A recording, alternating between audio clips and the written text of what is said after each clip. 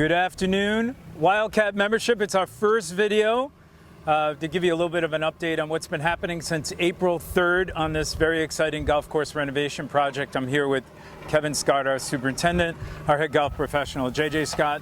They are not related. And we're just going to go over a little bit about what's been going on since April 3rd. Kevin and I are just going to go over some of the basics that have been going on. Kris Spence is here, our golf course architect, and I'm going to pass it over in a few minutes to JJ, and JJ and Kris are going to go over some of the changes that are happening on the hole we're standing on right now, which is 6. Kevin, just a quick update on what's been happening since April 3rd. I know it's been exciting that we haven't had a lot of rain, so you haven't had any delays. Yeah, how's everything been going so far? The weather's been great to date. The project is really moving along well. In some respects ahead of schedule in some areas. We're going to try and get the first 5 holes with some grass on them, hopefully by the end of next week. Irrigation's I'd say about 80% complete. Bunker sand is in on 1, 2, 3. We're here today building bunkers on hole 6. The bunkers on hole 7 have been completed, and holes 1 through 5, the bunkers have been built and the CapCon's been installed. Can you give a little update on what's been happening with our cart paths? I know some of the members have been seeing the cart paths already starting to be installed. Where are we in that progress? Cart paths are complete, holes 1, 2, 3. We started on the west side of 4 Bridge today. I would expect number 4 to be probably finished by the end of the day tomorrow.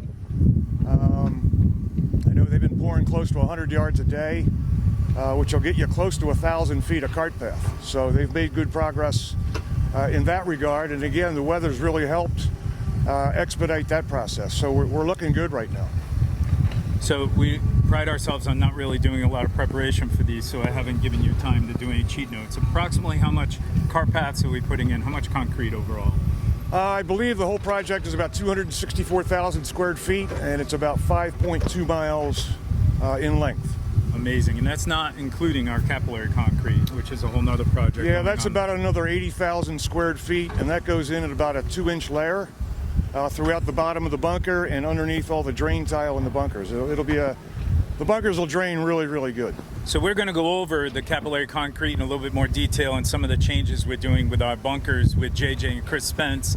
Kevin, if you could just give an update on how we're doing the capillary concrete back at golf course maintenance.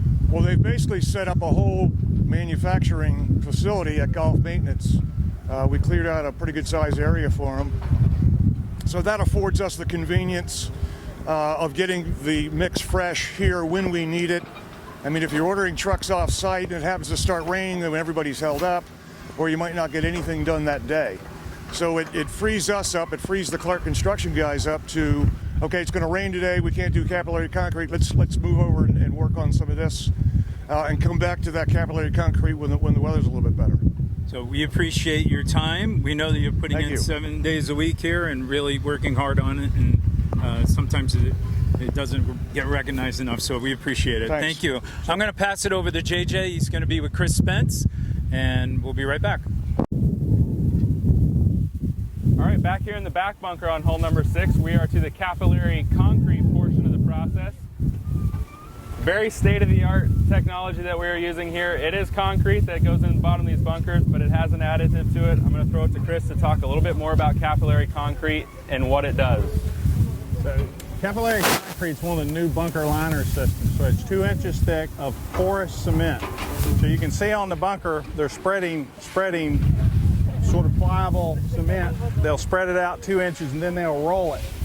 And it'll maintain its porosity, so the water goes through the bunker sand, through the gravel, and then transfers into the drain lines. And what it prevents the sand from moving around and maintains the sand in place and the consistency throughout the golf course. If you look off in the distance, you'll see the right-hand bunker, the long bunker on 7, that has plastic over it. So after we install the capillary, we cover it with plastic to help it cure and protect it from rain events. And Kris, this is probably the main step that you'd want to see that you'd say extends the life of a bunker. So before having capillary concrete, your bunkers are susceptible to other materials that aren't sand coming up from the bottom. This will really kind of prolong that, keep that from happening, give the bunker a lot longer lifespan, wouldn't you say? Right. One of the things, well, the thing that shortens the bunker the quickest is heavy rain, mixing of the bunker sand and the soil underneath. And in the past, you use some liners, some felt liners and things like that, and they always get pulled up into the bunker sand. So this will probably double the life of the bunkers, is what we've been typically seeing. Awesome. Hi there, head golf professional JJ Scott reporting from the field. I am on site here on hole number 4, one of the very best par 5s in all of Southwest Florida. So there's not a whole lot that we want to change about it, but we do have an opportunity here while we have the bulldozers out to make some changes. One of those changes is this front bunker in front of the green. I'm sure plenty of you have been in there. We have shrunk this bunker up to be just about like a little pot bunker. It's going to be a little deeper and it's smaller. And what that does is it opens up the right-hand side of this green as the approach here. And that's the idea on this hole, is to make the entire right-hand side a little bit more playable. You may remember trying to play up the right-hand side and your golf ball ends up over by the bathroom. We've made a few adjustments to make sure that that doesn't happen. So let me show you. So one of the main features on number 4, we've built this berm behind me, as you can see. We've lifted up the ground behind us. That's to make sure that as you hit your golf ball up this right-hand side, it's gonna stay up here now and you'll be able to have a nice chip shot back to the green. In the past, it used to run off very severely down into the bathroom area. We've made some changes there, and even going a little further past the green up here on the right, you can play your golf ball all the way up the right-hand side, and there should be a lot more playability to be able to chip back onto the green from there. Here we are on number 5. Starting on the tee box, one of the things we can do in a renovation that helps with maintenance and helps with keeping the grass nice and green is make bigger tee boxes. So you can see here how big this tee box has become now. We've got much bigger surfaces on all of the holes. That'll help with traffic. Being able to have a variety of tee locations is always a good thing. A couple other changes to hole number 5. You take a look down this hole, we have cleared out all the trees from the right-hand side. We brought in a lot of dirt to fill in that entire right-hand side to lift it up almost out of the lake. You know that gets a little bit wet over there on the right-hand side. We shouldn't have that effect anymore. Going to see a little bit more fairway out here also on number 5. Going to be a little bit wider for you. We're trying to make the golf course a little bit more playable for everybody. It should be a lot more fun. So this is the front right bunker on hole number 6. It's been moved a little bit closer to the cart path. It's also been shrunk, the footprint size of this, so it's almost like a pot bunker. You can see the workers down here laying in the drainage, the under drainage that will go under the capillary concrete, which we're about to show you back here in one of the other stages of the bunkers. But this really does give a lot more room up here for the mowers to get in, for the grass to grow a little bit better and not have so many sharp turnarounds from the maintenance equipment. That will relieve a lot of the stress that the front of number 6 green has suffered from over the years. So little changes like that, positioning of bunkers, really will go a long ways in the overall maintenance of the golf course.